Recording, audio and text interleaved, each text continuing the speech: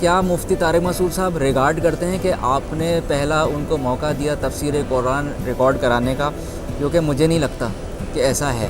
تو میں نے مفتی طارق مسعود صاحب سے رابطہ کیا، ان کی مسجد گیا، تو انہوں نے مجھے منع کر دیا تھا کہ یار ہمارے جو بڑے ہیں وہ الاؤ نہیں کرتے کیمرے پہ آنا۔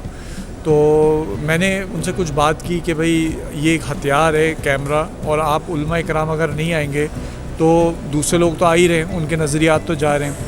تو مفتی صاحب نے کہا میں سمجھتا ہوں لیکن مجھے تھوڑا وقت دیں۔ تو بہرحال تقریباً میں خیال ہے 2 ہفتے بعد وہ ایگری ہو گئے انٹرویو دینے پہ۔ عادل بھائی، اب آپ نے اس پہ آپ نے کبھی کھل کر بات نہیں کری، ایک جو ٹاپک جس کے بارے میں بات کرنے جا رہا ہوں، کہ میں آپ کو بہت پرسنلی جانتا ہوں، آپ نے اذان ٹی وی شروع کیا، آپ کا اذان ٹی وی بہت فلرش رہا ہے گزشتہ کئی سالوں سے۔ آپ نے مفتی طارق مسعود صاحب کو انٹروڈیوس کروایا، آپ کی وہ پہلی ویڈیو بھی ہم نے دیکھی جس پہ مفتی طارق مسعود صاحب اپنا چہرہ نہیں دکھا رہے تھے، کیونکہ ان کے نزدیک اس وقت تک کیمرے میں شاید ویڈیو ان کے نزدیک وہ صحیح نہیں تھی۔ ایسا ہی ہے۔ میرا پوائنٹ اب آپ سے ہے کہ اس کو آپ نے کبھی ڈسکس نہیں کیا کہ مفتی طارق مسعود صاحب آج ماشاءاللہ جس مقام پر ہیں اس کے پیچھے کہیں نہ کہیں آپ کی کاوشیں ہیں، اور کیا مفتی طارق مسعود صاحب ریگارڈ کرتے ہیں کہ آپ نے پہلا ان کو موقع دیا تفسیر قرآن ریکارڈ کرانے کا، کیونکہ مجھے نہیں لگتا کہ ایسا ہے، اور اس پہ آپ خاموشی اختیار کرتے ہیں۔ میں چاہتا ہوں آج آپ کھل کے پبلک کو بتائیں کہ مفتی طارق مسعود صاحب کی آپ سے کیا کولیبریشن تھی، کہ آپ نے واقعی ان کو انٹروڈیوس کروایا تھا یا نہیں؟ اگر کروایا تھا تو کیا وہ ویڈیو واقعی پہلی تھی جس پہ وہ اپنا جس میں آپ کے فرنٹ آ رہا ہے اور ان کی بیک آ رہی ہے؟ تو میں جاننا چاہتا ہوں اس پہ مجھے آپ کی تفصیلی ڈیٹیل چاہیے۔ دیکھیں، اصل میں آپ اکثر اس ٹاپک پہ مجھ سے بات کرتے رہتے ہیں کہ آپ کیوں نہیں اس پہ بولتے، تو میں آپ کو یہی بولتا ہوں میں اس پہ کیا بولوں، مطلب اس میں بولنے کی کیا بات ہے۔ اب آپ نے سوال کیا اور میں نے آپ کو جیسے کہا تھا کہ آج میں جواب دے دوں گا آپ کو جو بھی آپ کہنا چاہتے ہیں، پوچھنا چاہتے ہیں۔ تو دیکھیں، مفتی طارق مسعود صاحب جو ہیں وہ 2014 کی میں نے 2009 میں اذان ویب ٹی وی شروع کیا تھا۔ اس وقت میں مختلف پرسنالٹیز کے انٹرویوز کر رہا تھا، جیسے جنرل حمید گل صاحب بھی آئے ہمارے چینل پہ، ڈاکٹر اسرار احمد صاحب، بڑی بڑی شخصیات آئیں، اور اس وقت مجھے شروع میں کافی مواقع ملے بڑے بڑے لوگوں سے انٹرویو کرنے کے، کیونکہ اس وقت آپ کہہ سکتے ہیں کوئی کمپٹیٹر ہی نہیں تھا 2009 میں، صحیح نا۔ تو 2014 تک میں اس طرح کے پروگرامز کرتا رہا تھا، یعنی کہ سیمینار کنڈکٹ کر رہا ہوں کرنٹ افیئرس کے اوپر، اسلامی موضوعات پہ انٹرویوز کر رہا ہوں، علماء کرام کے، مفتی رفیع عثمانی صاحب وغیرہ، مطلب یہ سب چیزیں چلتی رہیں۔ پھر مجھے 2014-15 میں یہ خیال آیا کہ یار میں کوئی ایسا ٹھوس اس دوران 2014 میں یا 2015 کے شروع میں جیسے میں سب کے انٹرویو کر رہا تھا، تو اس طرح میرے علم میں آیا کہ ایک جامعۃ الرشید کے ایک مفتی صاحب ہیں جنہوں نے شادیوں پہ بک لکھی ہوئی ہے، تو میں ان تک پہنچ گیا کہ چلیں ایک یونیک کانٹینٹ بن جائے گا۔ تو میں نے مفتی طارق مسعود صاحب سے رابطہ کیا، ان کی مسجد گیا، تو انہوں نے مجھے منع کر دیا تھا کہ یار ہمارے جو بڑے ہیں وہ الاؤ نہیں کرتے کیمرے پہ آنا۔ تو میں نے ان سے کچھ بات کی کہ بھئی یہ ایک ہتھیار ہے کیمرہ، اور آپ علماء کرام اگر نہیں آئیں گے تو دوسرے لوگ تو آ ہی رہے ہیں، ان کے نظریات تو جا رہے ہیں۔ تو مفتی صاحب نے کہا میں سمجھتا ہوں لیکن مجھے تھوڑا وقت دیں۔ تو بہرحال تقریباً میں خیال ہے 2 ہفتے بعد وہ ایگری ہو گئے انٹرویو دینے پہ۔ ہتھیار کی قیمت پتہ چل گئی 2 ہفتے میں، خیر بہرحال تو انہوں نے جو ہے وہ اس پہ تیار ہوئے، اور لیکن انہوں نے کہا کہ کیمرہ جو ہے میری پیٹھ کے پیچھے رکھا جائے، تو مجھے کوئی اس پہ اعتراض نہیں تھا، اور وہ ان کا انٹرویو ہوا، اور وہ آپ نے دیکھا بھی ہوگا شادیوں کے موضوع کے اوپر تھا۔ تو اس کے بعد لیکن مفتی صاحب نے کہا کہ مجھے اس کا فیڈ بیک بہت اچھا ہے، کیونکہ اس سے پہلے ان کی آڈیو جو ہے وہ جایا کرتی تھی اپنے حلقہ احباب کے اندر۔ اچھا، تو میں نے مفتی صاحب سے کہا کہ اگر اس کا آپ کو فیڈ بیک اچھا ہے تو میں ایک پروجیکٹ سٹارٹ کرنا چاہ رہا ہوں تفسیر قرآن کا، تو اس کے لیے میں کسی مفتی کو ہی دیکھ رہا تھا، تو کیا آپ ایگری ہوں گے کرنے کو تفسیر قرآن؟ سوری آپ کی بات کر رہا ہوں، آپ نے کہا آڈیو ان کی ریوالو ہوتی تھی، جی جی، وہ آڈیو کس حوالے سے ہوتی تھی؟ ان کے حلقے میں کس حوالے سے ان کی آڈیو جاتی تھی؟ دینی موضوعات پر۔ دینی موضوعات پر، جی جی۔ اچھا، تو میں نے جب ان کو یہ کہا تفسیر قرآن کا، تو وہ بہت ایکسائٹیڈ ہوئے، اور وہ بالکل میرے ساتھ ایگری تھے اور ایگری ہوئے، اور اللہ کا شکر ہے انہوں نے، میں یہ کہوں گا مفتی صاحب کی بہت محنت تھی اس میں کہ وہ جامعۃ الرشید جاتے تھے، اور واپسی میں عموماً میرے پاس آتے تھے سفاری پارک کے سامنے جو ہمارا آفس ہے, جو آپ نے بھی دیکھا ہوا ہے, وہ ادھر آتے تھے, ریکارڈنگ کرتے تھے. اور اللہ کا شکر ہے کہ انہوں نے اس آفس میں تقریباً 200 ایپیسوڈز سے زیادہ ریکارڈ کرائیں. 200 ایپیسوڈ کا مطلب یہ کہ ایک ایپیسوڈ 40 منٹ کی ہوتی تھی. تو مجھے یاد ہے کہ مفتی صاحب ایک دن میں کبھی 2 ایپیسوڈ کراتے تھے, کبھی ایک, اور کبھی پھر وہاں آرام بھی کرتے تھے. پھر ہمارے سیشن ہوتے تھے کھانے پینے کا بھی, بریانی وغیرہ یہ سب کچھ بھی چلتا تھا.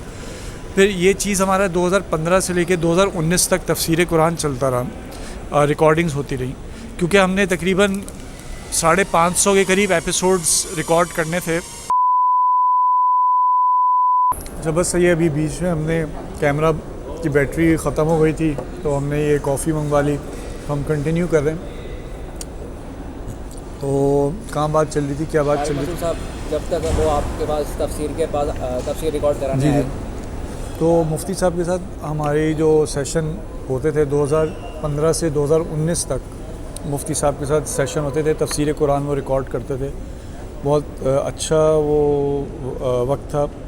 مفتی اس سے صاحب پہلے وہ کسی اور ویڈیو چینل وغیرہ میں یوٹیوب پہ کہیں نہیں آتے تھے؟ نہیں, الگ وہ سب سے پہلے اذان ٹی وی جو ہمارا چینل ہے اسی میں آئے تھے, اسی میں انٹروڈیوس ہوئے تھے اور اسی پہ ہی آتے تھے ویڈیو کے. اس میں بیچ میں یہ ہوا تھا کہ ڈاکٹر عامر لیاقت حسین جب حیات تھے تو ان کے ٹیم کے جو ایک مفتی صاحب تھے, انہی کے ٹیم میں مفتی عبدالقادر, انہوں نے مجھ سے رابطہ کیا تھا کیونکہ ان سے میری اچھی سلام دعا تھی, عامر بھائی سے بھی اور مفتی قادر صاحب سے بھی. تو انہوں نے کہا کہ بھئی آپ کے چینل پہ جو مفتی صاحب آتے ہیں, مفتی طارق مسعود, تو کیا آپ, شاید وہ وقت ایکسپریس چینل میں تھے کیونکہ وہ چینل بدلتے رہتے تھے عامر لیاقت صاحب, تو انہوں نے کہا کہ کیا آپ ان کو ایکسپریس چینل پہ یہاں رمضان کے مہینے میں, رمضان کے دن شروع ہونے والے تھے, تو یہ تفسیر قرآن کا سیشن کر سکتے ہیں سحری میں. پھر میں نے مفتی صاحب سے بات کی. مفتی صاحب کو میں نے یہی کہا کہ ایک اچھی اپرچونٹی ہے کہ آپ مین اسٹریم میڈیا میں, یہ کامیابی ہے, مین اسٹریم میڈیا پہ آپ آئیں گے, صحیح. تو مفتی صاحب ایگری ہوئے اور مفتی صاحب پھر ان کی ایک ڈیل بھی کرائی, جو ایک ان کا ہدیہ جو بنتا تھا وہ بھی ہوا ماشاءاللہ. اور پھر وہاں سے مفتی صاحب نے تفسیر قرآن کیا سحری کے دوران, شارٹ سا ہوتا تھا ان کا سیشن. اسی دوران وہ آپ کے چینل پہ بھی آتے رہتے؟ جی میرے چینل پہ بھی آتے تھے. پھر 2019 تک وہ میرے چینل پہ آتے رہے. اس وقت پھر مجھے یاد ہے کہ ان کے کچھ, ان کا اسٹوڈیو بنانا انہوں نے شروع کر دیا تھا اپنی مسجد میں. 2019 کی بات کر رہا ہوں. اچھا, وہ کیوں؟ بس وہ اپنا ایک سیٹ اپ بنانا چاہ رہے تھے. اصل میں کوئی ڈسکشن ہوئی تھی آپ کی کہ میں اپنا الگ کرنا چاہ رہا ہوں؟ اصل میں ان کا جو ہے وہ یہ ہوا تھا کہ جیسے جب بندہ جب مشہور ہوتا ہے تو ظاہری بات ہے لوگ ان سے رابطے کرتے ہیں, صحیح نا. جب ان کے محلے کے لوگوں نے اور بھی لوگوں نے جب ان سے رابطے کیے, لڑکوں نے رابطے کیے, کوئی سافٹ ویئر انجینئر ہے, کوئی ڈیجیٹل مارکیٹنگ میں, کوئی ویب سائٹ ڈیولپر ہے, تو ان کو ایک خود ہی ایک ٹیم ان کی ڈیولپ ہو گئی, جو لڑکے ان سے متاثر تھے, نوجوان. تو انہوں نے مفتی صاحب کو یہی مشورہ دیا جو مجھے اس وقت پتہ چلا تھا کہ بھئی آپ اپنا چینل بنائیں. چینل تو تھا ان کا لیکن پراپر اپنا, چینل کب تھا ان کا یوٹیوب چینل ایک پہلے کا تھا جس میں صرف ان کے آڈیو بیان آتا تھا. اچھا, آڈیو بیان, آڈیو آتے تھے. تو ان کا جو سب سے پہلے ویڈیو ہے وہ تو میرے ساتھ ہی تھا نا, جو شروع ہوا.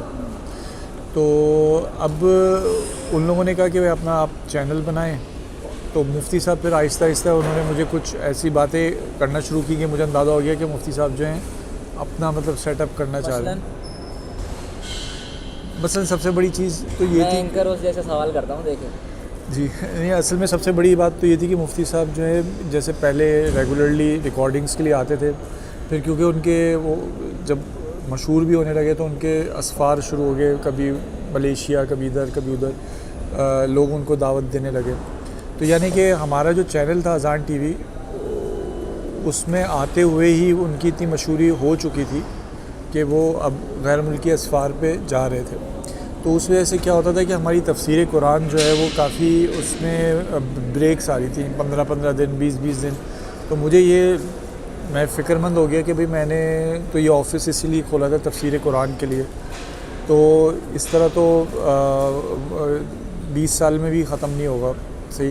تو پھر میں نے آن بورڈ دیگر اور کچھ مفتیان کو لیا کہ آپ بھی جو ہے ریکارڈنگ شروع کر دیں. نہیں تو آپ کانٹیکٹ نہیں کرتے تھے مفتی طارق مسعود صاحب سے کہ دیکھیں آپ نے ہاں تو وہ سفر میں ہوتے تھے, اب میں ان کو فورس تو نہیں کر سکتا تھا. تو خیر پوائنٹ یہ کہ مفتی صاحب نے پھر اپنا سیٹ اپ کر لیا تھا. پھر آہستہ آہستہ وہ کیا کہتے ہیں بس الگ ہو گئے, صحیح نا. میں بھی پھر 2019 کے بعد کچھ میرے پرسنل ایشوز سٹارٹ ہو گئے تھے فیملی کے سے ریلیٹڈ, تو میں بھی کچھ بزی اس میں ہو گیا تھا.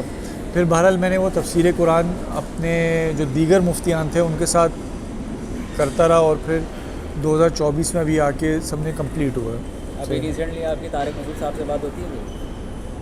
نہیں, میری مفتی صاحب سے کوئی ایز سچ بات نہیں ہوتی.